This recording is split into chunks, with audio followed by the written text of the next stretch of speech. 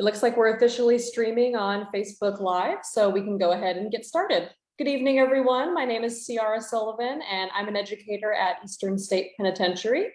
Welcome to the Searchlight series. We have a group of amazing panelists and a great talk in store for you tonight.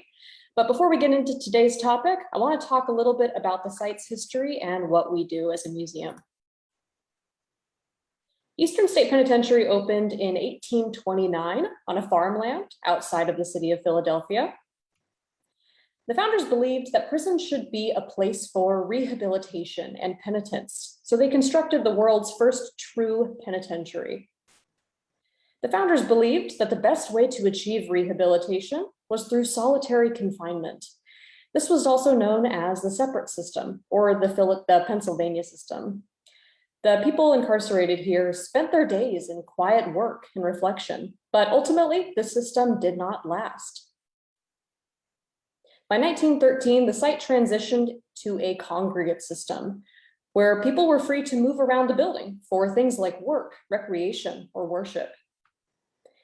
Eastern State closed in 1971, but since 1994, we have offered guided tours through the penitentiary's history inside of its stabilized ruin.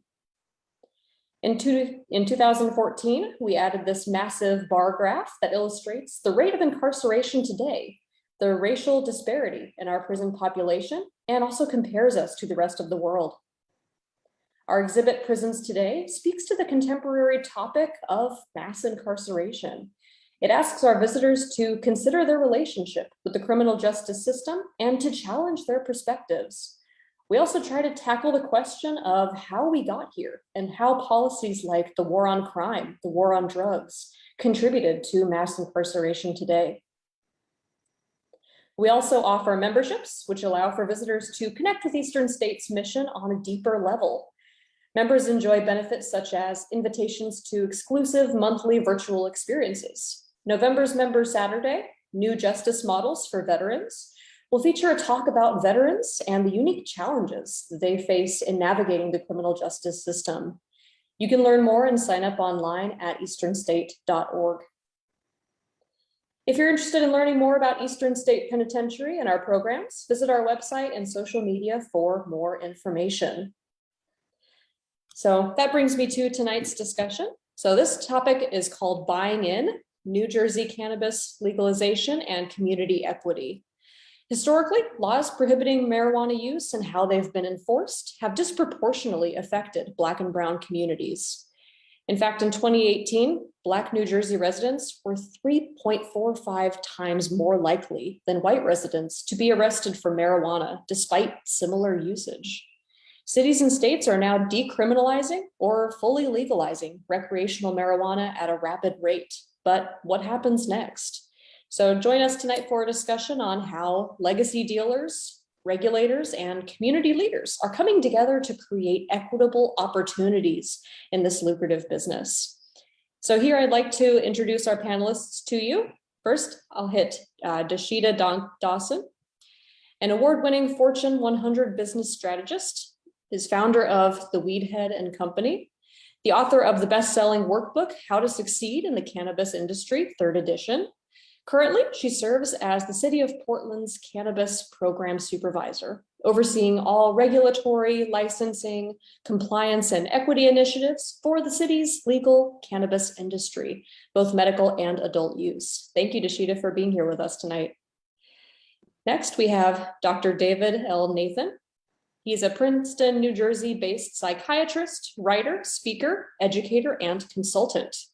He is best known as the founder and past president of Doctors for Cannabis Regulation.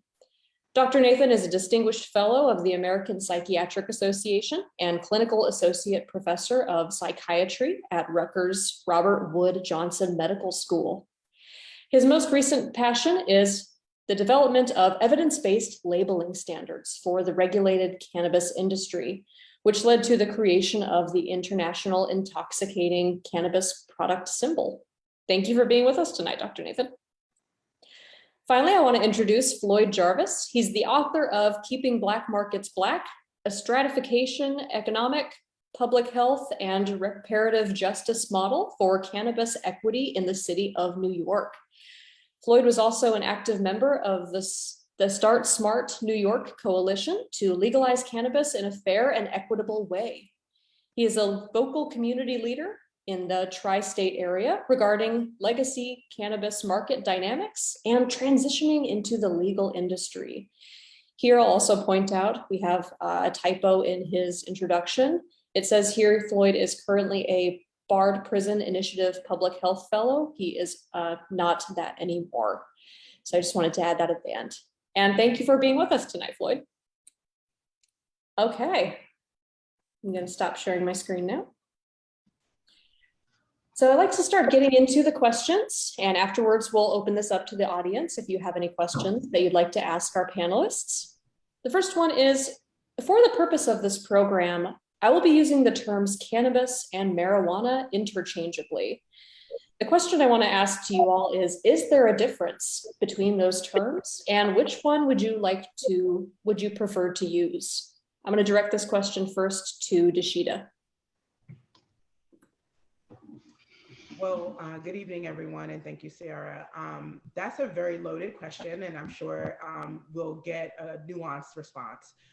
For me, they are interchangeable, but the difference is really about culture and a colloquial term. Marijuana is a term that was used by Mexican culture to describe the cannabis plant.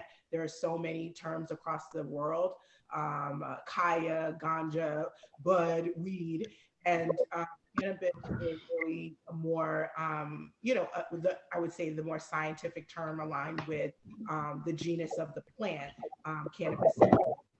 One of the biggest challenges I've been having as I decide what to use is that we do have contingent of advocates who really believe that marijuana is a racially motivated term. And in fact, I think it was a colloquial term that was made to be racially charged because it was utilized by Harry Anslinger as a way to other cannabis, as a way to other hemp, and to make it feel scary and make it feel different. There are many people, many Mexican people who really do not want to change it. They don't want to, quote unquote, whitewash the terminology. And so I use it interchangeably, but when I am talking in front of city council, I will also use terms like THC compliant, high THC to differentiate from low THC hemp, as they're both the same genus. But yeah, for me, culturally, I'm from Brooklyn and educated in Jersey. We call it all types of things. And I think it's important for the culture to understand that there is a science component. And so to use it interchangeably is how we educate. Okay, thank you for that answer. I'd like to direct that question to Floyd as well. Do you perceive a difference in those terms, and which would you prefer to use? I'm with the sheet on this one. They're interchangeable for me. I am aware of the intended racist use of the word marijuana, but we also have to be knowledgeable of the fact that it is a Spanish word that Mexicans use. And I also use the word ganja interchangeably with marijuana and cannabis to further black up the plant. Okay, thank you for that. Dr. Nathan, do you have anything that you'd like to add to that? Sure, and I second everything that Floyd and Deshita said. To me, the right word is the one that makes sense to you, the one that you're familiar with, the one that your community uses. There's no wrong word if it's widely used within your culture. And Deshita is absolutely right about its origins as simply the Mexican Spanish word for cannabis. And it was indeed used not just pejoratively, but also deceptively, because when the Marijuana Tax Act was passed in 1937, two groups that were completely unaware that their products were going to be affected were physicians who were prescribing cannabis and the hemp industry that was using the cannabis plant and called it hemp. And so it was actually those two groups that very last minute tried to scuttle the bill unsuccessfully because it was basically being rammed through by the Federal Bureau of Narcotics. And so it's like Dashita and Floyd said, it's a very loaded term. But to me, they are, and if you want to get a little technical, and I'm a doctor, so I'm supposed to do that, marijuana doesn't describe hemp, but cannabis can describe both hemp and marijuana. So psychoactive and non-psychoactive. So generally, contrary to what the prohibitionists had wanted, that we label even hemp as marijuana, I think marijuana should be reserved for the psychoactive plant, and the term cannabis can be used more generally. And it is the original English word for the plant. Okay, thank you all. It's important to kind of get that, I suppose, get that clarity out of the way pretty early on here as we're discussing this. So thank you all for your answers. The next question that I have is geared towards Floyd. You've been a community advocate and a leader in Canarsie, New York. The question I want to ask you is, how is your community impacted by marijuana prohibition? And what has the transition towards legalization been like for you and your community? Got it. So great question. So as we know, 2020 just passed, and every couple of decades, a census has to be taken. So with this last 2020 census, I'm going to read it from a study from CUNY Medgar Evers. It says that the neighborhoods notably comprise central Brooklyn, such as Bedford-Stuyvesant, Crown Heights, East New York, Brownsville, Prospect Heights, Prospect, Lefferts Garden, Flatbush, East Flatbush, and recently Canarsie and Flatlands collectively have the largest and most concentrated Black populations in all of North America. So that's Mexico that we were talking about, Canada, and the US. This area here has the largest concentration of Black people in all of North America. And if we know, activists and doctors and cannabis enthusiasts, if we know that there's been racial profiling and cannabis arrests, you can only imagine the hurt, the impact that cannabis prohibition has had on this community specifically. So it's been a lot. There's a famous New York Times study that juxtapose a Black person in Canarsie and a white person in Greenpoint smoking weed, and you're 4 times more likely to get arrested. Although we know all this data. So Brooklyn's very Black, and cannabis was used to arrest us. So it's had a major impact. There are thousands of equity applicants in Brooklyn. Okay, thank you for that. The next question is for Dashita. You've been involved in marijuana regulation for a while, but you're currently working with the city of Portland to oversee regulation and equity initiatives. Can you tell us a little bit about what that process of creating regulations has looked like, and who is generally involved in the table at that process? Well, first, I'd like to just shout out that I'm from East New York, so one of the neighborhoods that Floyd mentioned. And just to reiterate that it was a war zone. I grew up in the late 70s and 80s in that time period, and I'm still suffering from PTSD as a result. Despite having gone to the same college as Dr. David, I sort of bridged that transition from sort of the hood to make good, but I still suffer from some of the challenges of being over policed. As a regulator, typically you will see lobbyists and your most, zealous advocates that will come to the table and actually, present a case, if you will, based on what they feel like their needs are. And they come to the table often with the actual model policy or legislation that they want to look at. But that, for the most part, is a limited part of the community. Most of the policies and regulations happen behind closed doors among the people who are leading in the government.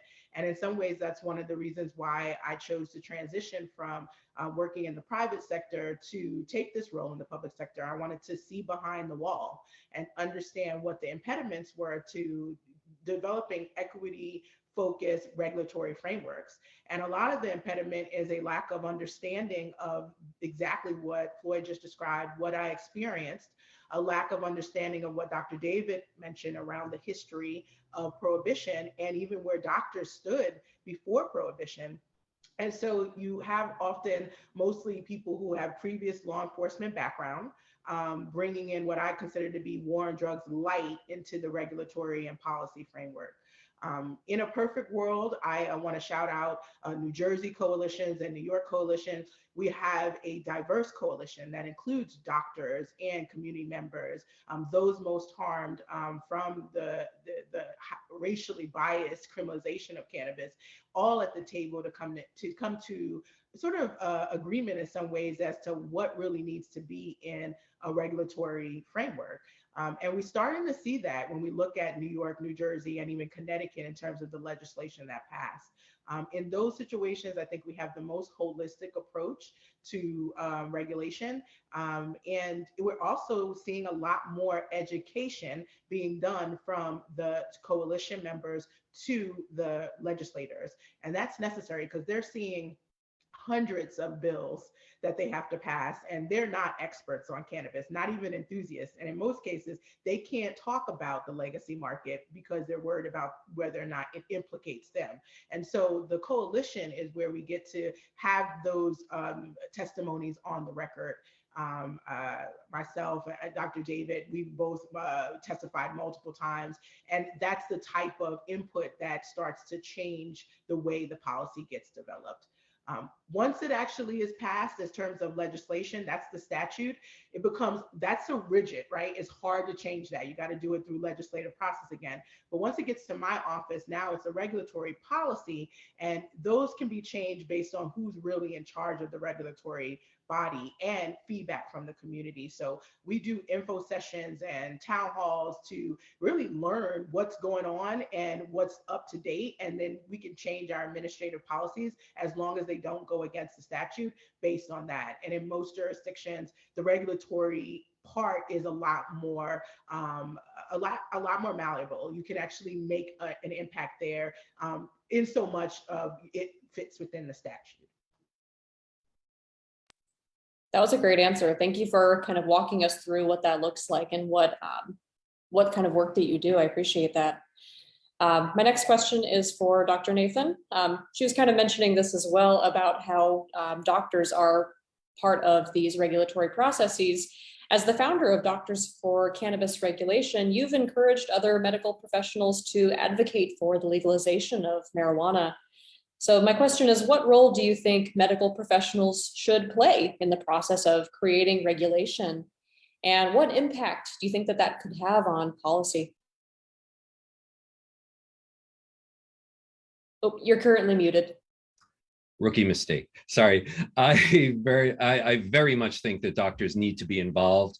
But before they can start advocating for regulation, they need to decide that it's okay to legalize it. You can't advocate both for the drugs prohibition and for its regulation at the same time, because even the little sibling of prohibition, which is decriminalization, where you decrease or remove the penalties for possession in some low-level offenses, you still can't regulate the market. The market remains illegal, untaxed, and completely unregulated and unsupervised. So before doctors can start having a leg to stand on in the wider medical community that still has not embraced legalization and regulation as an alternative to the failed policy of prohibition, there's not a lot they can do. Now, we're making progress. The American Heart Association last year became a fairly early organization to finally say the best approach to this is regulation. And other organizations are starting to follow suit. My organization, Doctors for Cannabis Regulation, we've been around now 5-6 years. And this spring, we very publicly shamed the American Medical Association for saying that they support healthcare equity and supporting minority rights and Black Lives Matter, while simultaneously supporting a policy that is clearly racially biased from start to finish. And until they really get serious about tackling the actual obstacles to public health, perhaps the greatest one being poverty, they can't hope to call themselves really woke on this issue. Now, what doctors have to offer, of course, is the evidence for what does the science tell us about how cannabis should be regulated? What does it tell us about what proper labeling should look like? What should be emphasized? How should it be packaged? What constitutes a good child-safe package? And of course, one of my favorite topics, what does a cannabis information label and a cannabis, universal cannabis symbol look like? So that we can make sure that the public is educated as to what they're getting. So a lot of what doctors can do is to support good regulation and support public education. Okay, thank you for that. This next question I actually want to direct towards all of you if you'd like to respond to this. And as we're talking about marijuana regulation and these policies, I want to talk a little bit about what that means. So when we talk about policies and regulations surrounding the legalization of recreational marijuana, what all does that encompass? How could marijuana regulations address areas such as policing, taxation, driving laws, or anything that people might not think of when they think of these commissions that are creating these policies? Floyd, I'd like to start with you here.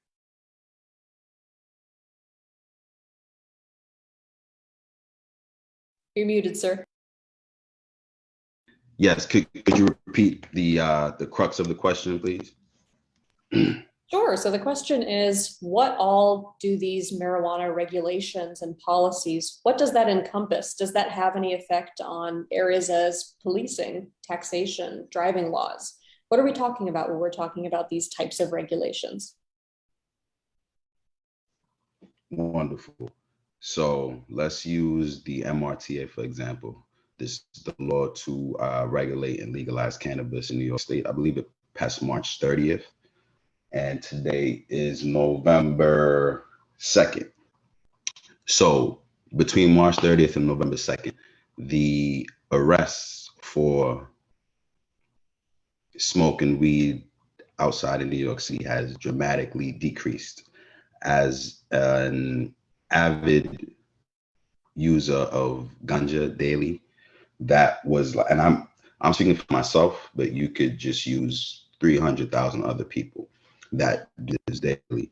It was a relief to just step outside and smoke, not have to look over your back. And then reports from same New York Times, from Washington Post, from all these publications came out that, oh look, the MRTAs and all these arrests have decreased. Now, it's easy to write that arrests have decreased, but when you actually get arrested, like you get handcuffs put on, you go to the precinct, you may or may not go to bookings, you may not go to records. So it's not just like a simple arrest. It's a whole lot of things happening for a spliff, for a couple grams of marijuana. So I say that to say, I'm talking about the policing impact. So it's a very real impact. It's a felt impact. The impact that could be measured and quantified. And so yeah, it's a real thing. Absolutely. Thank you for that. Dashita, do you have any thoughts on this? Yeah, I was gonna just piggyback that every legalized market, as soon as legalization occurs, if there is a proper framework set up to educate law enforcement as well as other individuals who make decisions that can be damaging from a collateral standpoint, that can include doctors and hospitals and child protective services, you will see that there's a shift. They can no longer use the smell of cannabis to harass someone. That alone, not only are you reducing arrests, but you're reducing harassment. Even before I got to the cannabis space, just to speak personally, I have a big afro, and just to go to a party locally while I was in my early 20s and and sort of growing up in New York and New Jersey, you could get on New Jersey Transit, and if you smell like weed, you could be harassed by the police officers, asked a million questions, and really detained for as long as they felt like it. After New York passed, for example, there was actually a memo that was sent out by New York State Police that essentially directed all precincts and all police departments to stop this action. But there are other states, when you look across America, that did not do that. And you can still see that there are some racially biased activities that are still, old school cannabis prohibition. We're also seeing a lot of conversation about what is impairment. If you know anything about the science, I happen to be a molecular biology trained graduate from Princeton. And so I know a lot about the science. And one of the things about THC specifically, Delta 9 THC, which is what is being tested for, it stays in the body a lot longer, a lot farther past impairment. However, we don't really have any tests that allow us to really understand what that looks like if we're talking about driving impairment. One of my compliance officers is a former police officer, and he says that, to be honest, the real way to tell still has always been the smell coming out the car is assumed impairment, or the red eyes, and just all these different tells. But again, not necessarily accurate. Not in the same way we can take a blood alcohol level and know that someone is actually impaired. So there's a lot of controversy around what rules should be in place around that, particularly because also we know that depending on your usage level and your body type, you may have, different levels of THC that actually dictate impairment. We haven't figured out the science yet because it has been federally illegal, and that I think is a big impediment to real laws there. The last thing I say is that there is a real opportunity as well to see more medical patients, particularly from BIPOC communities. In both New Jersey and New York, there's a medical program, and if you look at the medical population, it does not look like the population of that's been arrested. What you're seeing is that most people of color are not that interested in formally going on the books saying that they're using cannabis, either for fear of their job or their family, again, with child protective services, especially among women. Even with a doctor giving a medical recommendation, they're still not that interested. And so my hope is that with the policies that change, we start to see more people of color take advantage of cannabis as medicine, as opposed to what I feel like right now is everyone's waiting for adult use because they think, hey, that's when they're really going to be free to really participate, because when medical tends to be legalized, it doesn't come with the mandates around policing and the mandates around, some of the other collateral damages that happen for immigrant populations, moms, and families alike. So we still have a lot of work, but you do see some immediate impact. And then I got to just reiterate what Floyd said, that psychological impact is real. A lot of times people's adverse reactions to THC sometimes comes from a self-imposed paranoia. You're doing something wrong, so you worry even more. Not to say that high THC doesn't have some impacts to that too, but I do feel like I've definitely seen my share of people taking one hit and literally freaking out because they think they're doing something terrible or they're going to be arrested. And again, I think that burden is even higher for people of color when you know that there's a bias in how often you are questioned, detained, arrested, incarcerated as a result of this. Okay, thank you for that. David, did you have any thoughts on this? Sure. So amen to everything that Deshita and Floyd said. And I think that just goes without saying for the rest of the evening, so I won't keep saying that. But I agree with what they said. And I agree with Deshita that we need to destigmatize cannabis use, of course, much more for communities of color that have been very threatened by the judicial system. This is like any drug, it can be harmful. But unlike most drugs, it's not lethal in overdose, and even to the degree to which it's harmful for the developing brain, which it is, as far as we can tell from the available evidence, prohibition has never prevented underage use. I mean, just look at the fact that a regulated tobacco and alcohol market has been accompanied by a steady decline in underage use over decades. And at the same time, the unregulated cannabis market saw a sharp rise in underage use that actually has now plateaued off And for the first time, access seems to be trending downwards. So that says a lot about the value of regulation when you take it off the street corner and put it behind the counter and actually check for IDs. So people ask, do we want to regulate cannabis like tobacco and alcohol? And my answer is absolutely not. We need to do a lot better than we have with those other two drugs, because I think our regulation of tobacco, of course, we all know about the lawsuits that resulted in one of the largest settlements in history with the tobacco industry. And I would say perhaps it's because of our culture and nobody wanting to really rock the boat on alcohol. It is hard to underestimate the degree to which alcohol is a major threat to public health in America, much more than cannabis could ever be. And so I think it's not a matter of regulating to the level of alcohol and nicotine products. We need to do much better, and we can do better, and we have done better. And that's evidenced, of course, like I said, by checking of IDs and making sure underage individuals aren't purchasing it at the point of sale. We need to use more objective measures, speaking of policing, need to use more objective ways of assessing impairment in driving. Because just because you test positive for cannabis or opioids or even stimulants, all of which have the potential to impair driving, don't always, but can.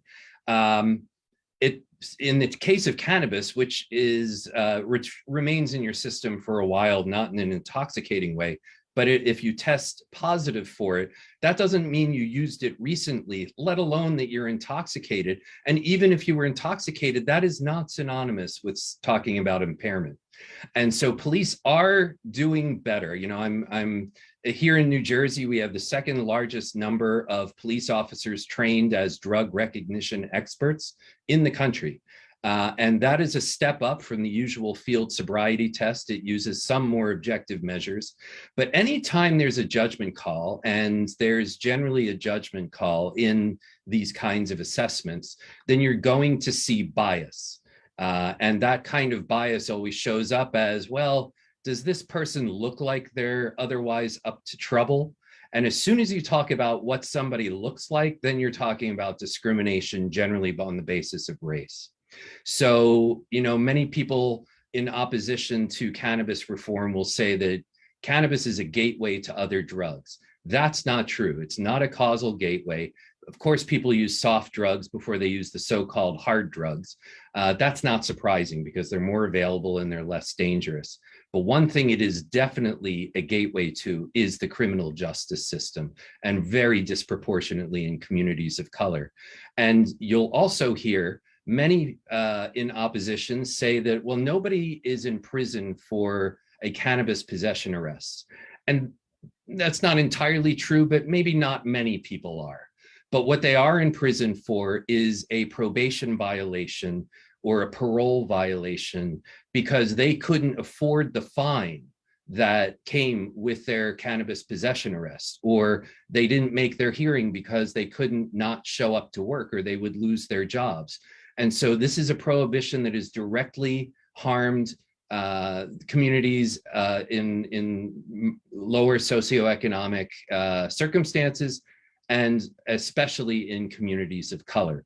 So regulation can only help with all of these issues that we're talking about here.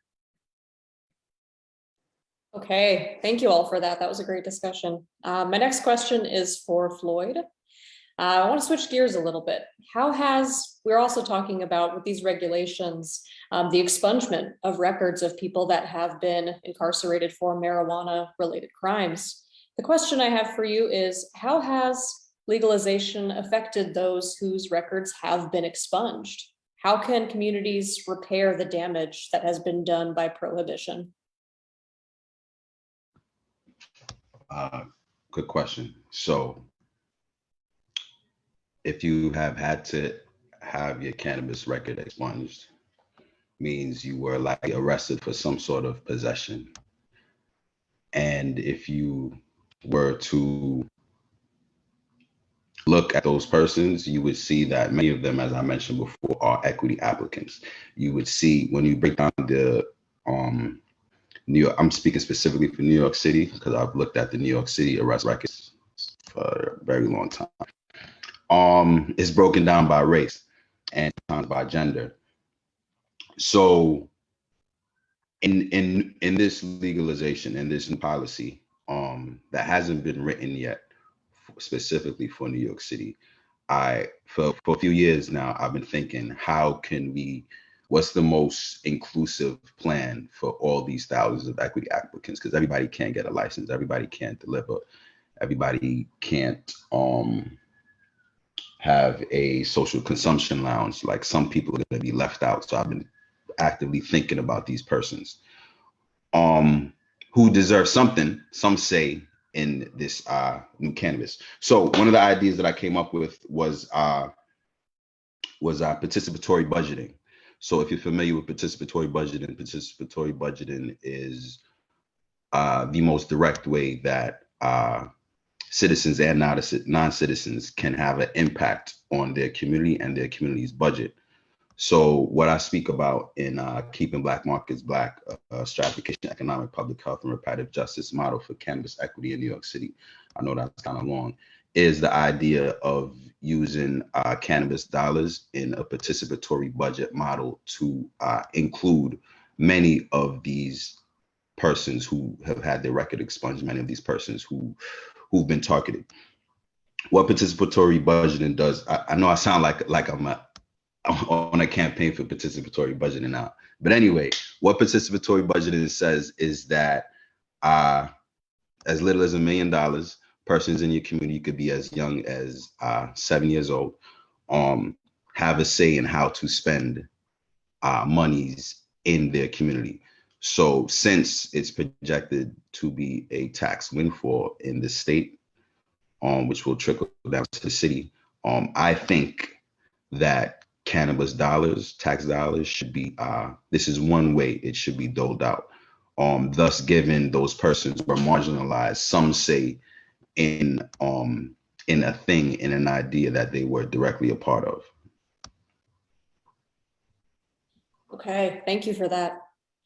My next question is for Dashida. What does it take to get a business license to sell marijuana? And what barriers could that create for people that are legacy dealers, people that were possibly affected by prohibition? First, I really love what Floyd suggested, because that's exactly what I get to oversee in the city of Portland. So at some point, I'd love to circle back about how cannabis tax revenue can be invested back into communities in order to support people who don't necessarily want to be in the cannabis business, because just because you are a victim of the war on drugs doesn't necessarily mean you want to open a dispensary or you want to be in a delivery service, particularly when we think about baby boomers who have borne the brunt of the harshest of these laws. But when we come to people who actually want to get into the space, I saw in the Q&A, folks are asking about if people who have previous felonies, if they're allowed to enter. Up until last year, and the entire world watching George Floyd die in front of us, for the most part, the mature states like Colorado did not allow people who had previous felonies to actually participate in the cannabis space. It was an automatic thing to be excluded. And more recently, I would say we've seen this equity kind of momentum where people recognize that the very people who have been arrested, they not only are probably product experts, or at least market and distribution experts that should be integrated into the market, but they deserve first dibs at a new market. The government has an accountability issue that it needs to rectify. If it's been illegal for all of this time, now that it is legal, we should probably be looking to restore and repair the individuals that have, again, received the negative aspects of criminalization. And so if we look state by state, most places you will need a lot of capital to start. That's the first big barrier. In places like Oklahoma, where or Oregon, where you only need $2,500 to get a license and there is no cap, you are seeing more integration of the legacy market. And not just the legacy market within those states. We're seeing people from the East Coast who got a cousin who lives in the Midwest decide we're going to go into a family business because the Midwest has a more reasonable, sensible regulatory framework to make that transition. And so lower fees and lower barriers really mean not requiring real estate to get the license, maybe having a conditional license until you have some sort of site control. But a lot of the larger states like California and Washington and Colorado and the mature markets require tons of money, a real estate site control, and typically some sort of team of experts that prove you have this business experience to run a licensed cannabis business. In states like Georgia and Texas that they have like low THC medical programs, in Georgia, you essentially had to prove you can put your cannabis plants in its own prison.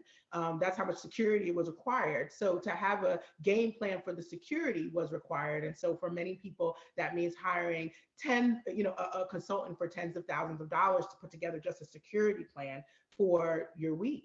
Some of this is sensible, right? Like it doesn't make sense.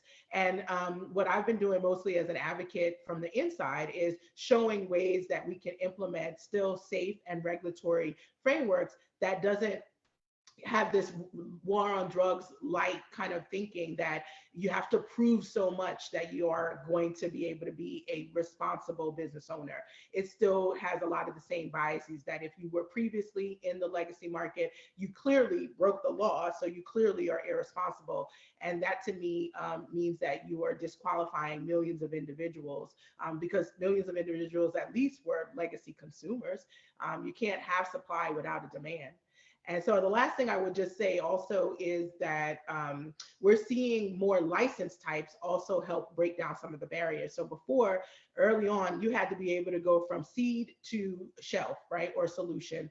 You had to do everything, the growing, the processing, and the selling at retail. And now with New Jersey and New York, you have opportunity to get in where you fit in. So if you truly are the plug and you have a distribution network, then you probably should be looking at that part of the supply chain. You don't necessarily have to shift gears to figure out how to cultivate.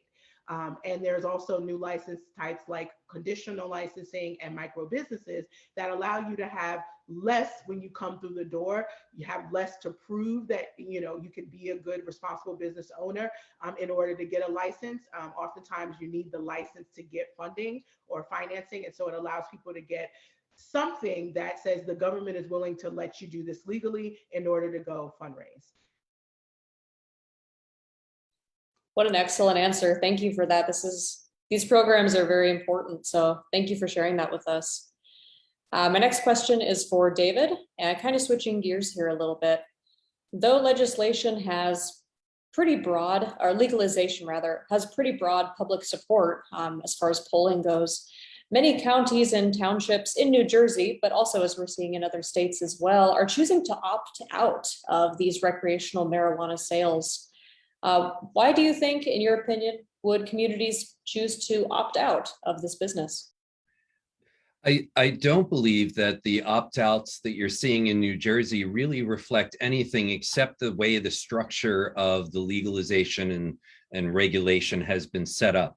So basically here in New Jersey, for a while, they were saying, okay, municipalities can opt in or opt out, but if you opt out, you can't opt in for 5 years. If you opt out, you can't opt in. And then the legislature in its wisdom reversed itself and said the opposite, that, okay, you can opt in or you can opt out, but if you opt in, you can't opt out for 5 years. And they said, oh, and by the way, the deadline is like, now. And so you have to give us your answer. All the municipalities, are you opting in or are you opting out? And if you opt in, if you opt out, you can opt back in at any time. So happen to be on the cannabis task force in Princeton. So we're one of those municipalities. And I and a number of other people who would love to see the cannabis industry come to our town as opposed to being blocked and being in our neighboring towns, we'd be happy with the revenue. And these businesses typically are very well run, and the community has an opportunity to encourage equity licensing within our borders. And so eventually we want that. But the advice that we gave is, okay, well, we need to opt out for now. And once we kind of figure out exactly how we want to do it, what the zoning is going to look like, what the municipal tax on cannabis sales will look like, because municipalities are allowed to get their 2%, where that would go. Until we know all of that, we really can't make a decision that we're going to opt in. And there was also the further legal complication that if you were a town that opted in, you could potentially be sued by a business if you refuse to let any businesses open. So really, it was just set up that way. It doesn't mean that that is the mood of the respective towns. So Princeton is among the 2/3 of New Jersey towns, or maybe even 3/4, that opted out. And we will most certainly be opting in. We're just talking about the details right now, actually. So there's really not a lot to conclude from that. It's really just about the structure of the cannabis regulatory framework here. Okay, thank you for that. This next question, I want to give everybody an opportunity to answer, and that is, what lessons have you learned from other cities and states in creating these regulations or advising community leaders? Do you have any advice for other states as well? I'm going to gear this towards Deshita first, please. I have all the advice, and I testify regularly about it. I'm very proud of the cannabis tax revenue allocations in both New York and New Jersey that are meant to go towards communities that were most impacted. It's a 40% number on the state in New York, and at the municipal level, it'll be a 70% number. And of course, the municipalities get to determine how that works. The biggest lesson I've learned is that we have to stop pretending that the legacy market doesn't exist. Before I got into the cannabis space, I was a successful businesswoman for companies like Target and Victoria's Secret. And one of the things I think is comical is that we are talking about a multi-billion-dollar unregulated market across New Jersey, New York, Pennsylvania, and we never talk about the supply and the demand of that market. We never talk about it like it's a real economy with real people who are participating in it. We definitely try to make it a scare tactic, calling it a black market. And I think we've started to change the lexicon, which is why now we're talking about it as a legacy market, because it is the legacy cannabis economy, which is different from the legal cannabis economy.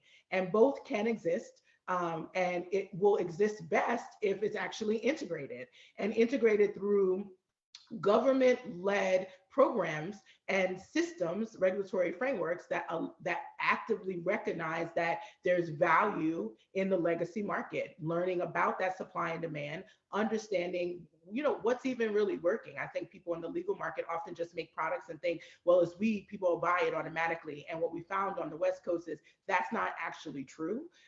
There are things that are within the culture of the legacy market that's also being completely corporatized out. And what we're seeing is in Illinois, for example, that most people, the legacy market, the consumers, they're boycotting the legal market. And so it's a lose-lose situation if we do not recognize the value there, the ability to learn from the individuals who are operators, learn some of the mistakes and gaps to be able to close those. And then I guess the last thing, and I'll say is, I'm a cannabis patient. For early signs of MS, I was a refugee from New Jersey, leaving New Jersey to go to Arizona. I think we are making a mistake by not bringing along health professionals. And so I'm thankful for organizations like Doctors for Cannabis Regulation, the Association for Cannabis Health Equity and Medicine. These are physicians and pharmacists and pharmacologists and PhD scientists that can really help us put the culture and the science together. And that's, really what I represent, the need for both in order for these markets to be successful. Okay, thank you for that. I'm going to move this to Floyd. What lessons have you learned from other cities and states in creating regulations? And do you have any advice for other cities and states that are going to do the same? So yeah, continuing what Deshita said about the legacy market. So I was one when I started my cannabis research, I specifically harped on the point of black market and chose to use the words black market in my thesis. I've come around to the legacy market. I recently filled out a grant with the Brooklyn Arts Council called Legalize the Legacy, and it's a public health and art education campaign to do exactly that, to legalize the legacy within this coming year. So it'll be normalized. And so one of my mentors is going to be a little long-winded. One of my mentors in this cannabis journey is Professor Ainsley Hamid. I don't know if many of you are familiar with him, but he wrote the Ganja Complex, Rastafari and Marijuana. He was a CUNY John Jay professor. He was the professor that he was fired from CUNY, and they brought him up on a bunch of charges. They said he was using like the grant monies to give to chemically dependent persons for the study.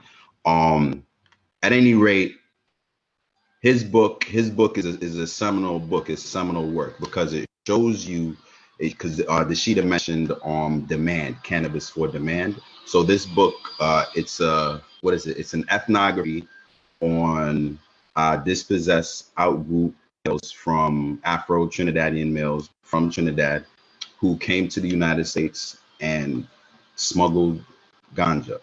And this model could be used for many other parts south of the Gulf of Mexico, I guess.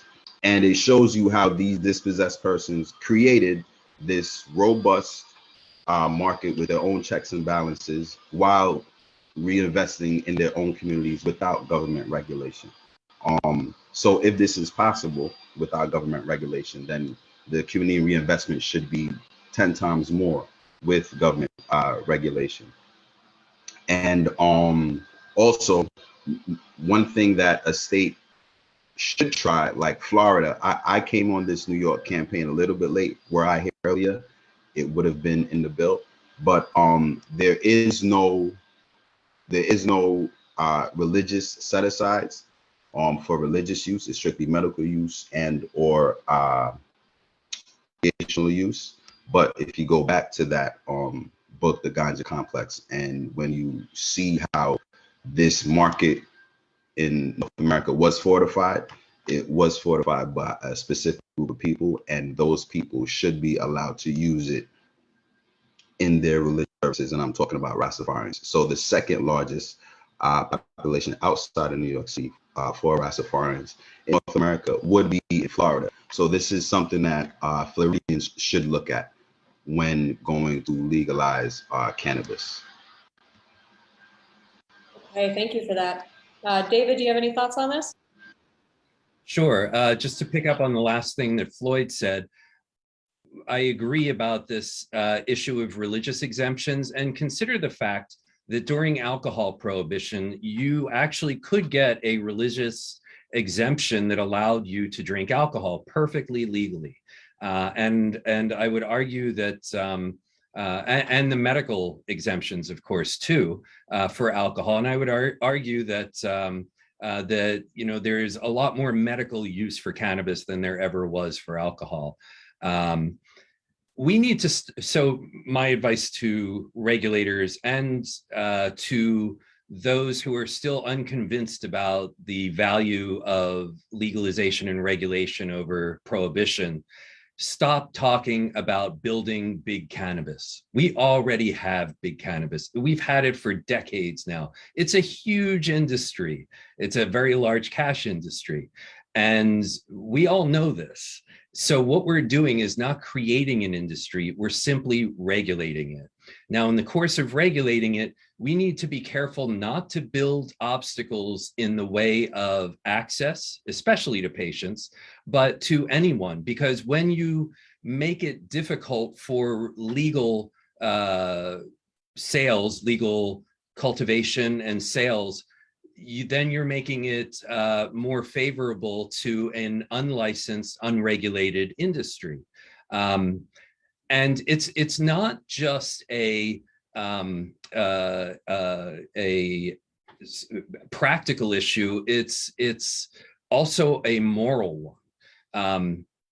But back to the practical point, if you want the legal industry to replace the illegal marketplace or the legacy industry, then you need to welcome in those from the legacy industry by offering licenses and, above all, reducing barriers to capitalization. Because a lot of what the disparity we see between white America and Black America or BIPOC communities is capital and generational wealth. And if we really want to solve a lot of the racial problems we have in America, and it's in the white community's best interest to do so, then we need to allow these communities to build generational wealth and to have the resources to open their own businesses. And that's going to require extra effort if we want to be inclusive for the cannabis industry, because if we do nothing, then those who are going to be most persuasive in the halls of state legislatures and in Congress are those with the most money. And that means we would have an industry like any other, where it's basically Wall Street that would control everything. And we don't want that. We want an industry that promotes equity, that takes the best of what the legacy industry had to offer, which was some degree of revenue in poorer communities. And so we really want to make sure that that we don't build in obstacles to making that happen.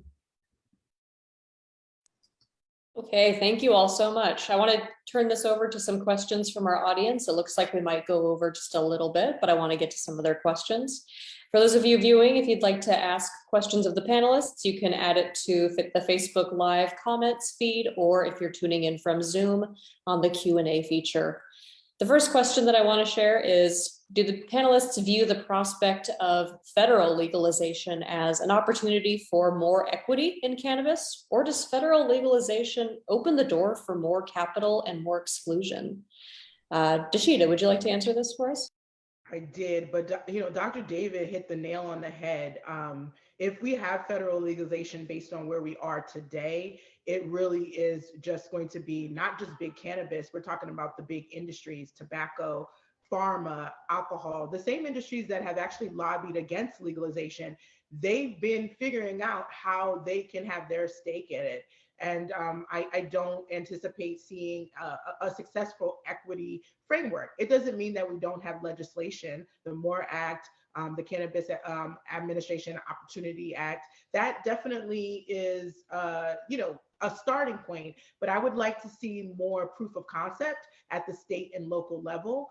And unfortunately, for a lot of states, even ones like Colorado that opened over 10 years ago, they've only been doing some sort of equitable practice in their regulation for maybe a year, like I said. So for me, it just seems like another opportunity to make it a big business or a big industry without really bringing along the small business, the craft part of the industry, the culture part of the industry, and the community. Oh, Ciara, you are muted. Thank you, ma'am. Thank you for that. Floyd or David, do you have anything that you'd like to add to that answer? I can go first. And yes, Dashida. And you mentioned the MORE Act. That's what's active right now in the House of Representatives. There's also the Safe Banking Act, which is about like it sounds. It makes it legal for banks to bank with state legal cannabis businesses. And so it really is a kind of de facto decriminalization and a de facto recognition by the US government that that cannabis is here, and we are going to officially in some way allow the industry to survive. And so that kind of changes things in in a roundabout way. But what it doesn't do is say anything about the regulation of the industry. And so we have to be careful that the legislation at the federal level that will either decriminalize or legalize at the federal level and then allow the states to legalize themselves. We want to make sure that legislation is written as well as possible, not just in the interest of public health and public safety with good protections from the physician's perspective, but also to, again, try to ensure equity and diversity in the industry and make sure that these people who have been convicted of cannabis crimes can be resentenced or their convictions be expunged or their court cases be dismissed. We want to see that all happen as much as possible at the federal level. All right, thank you all. It seems like we're getting a couple of questions regarding how to ensure that some of these licensees are going to potentially legacy dealers and instead of large corporations. So we've gotten that question in a couple different formats. I'd like to sort of combine them here.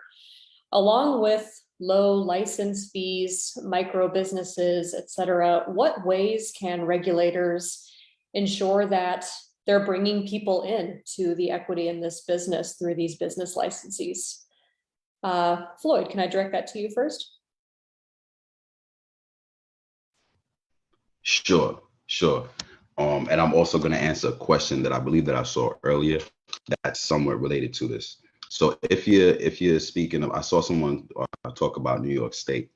If you're interested in becoming legal in New York State, if you really want to do this, if this is really your passion, then you listen to what I say for 2 minutes. So the law just passed, MRTA. The bill can be found online via the Office of Cannabis Management, the OCM. That's the new office that was just created in New York State. Familiarize yourself with the structure of the Office of Cannabis Management. Familiarize yourself with the Cannabis Control Board, who they are, and also familiarize yourself with the not yet appointed Cannabis Control Board. In addition, read the MRTA. It's 128 pages, but when I used to read books a lot, 128 pages, a lot of pages for books. You could bang it out, most of it out in a night.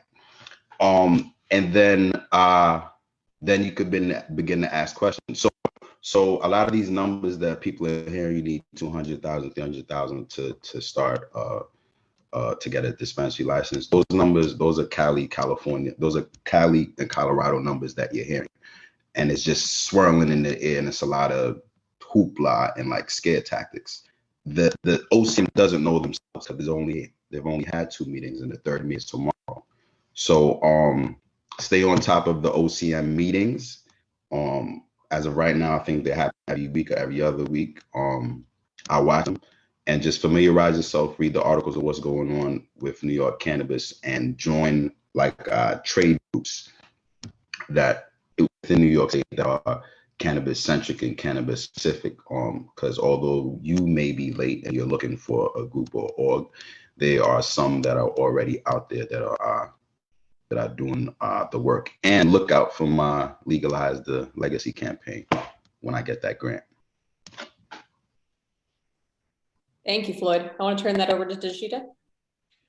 Well, I think in addition to Floyd, first of all, thank you so much for putting out all of the details about what you can do in New York. New Jersey has released their, I guess, final interim regulation. That means it's good for a year. And it is pretty, fairly easy to get into the space. I think $100 is the conditional application license application fee. But I think also some folks talk about amnesty. When you think about the gray market, lately, I've been seeing a lot of news stories around New Jersey and New York that there are people operating in this in between. You can do gifting because you can have up to 3 ounces in New York and up to 6 ounces in New Jersey.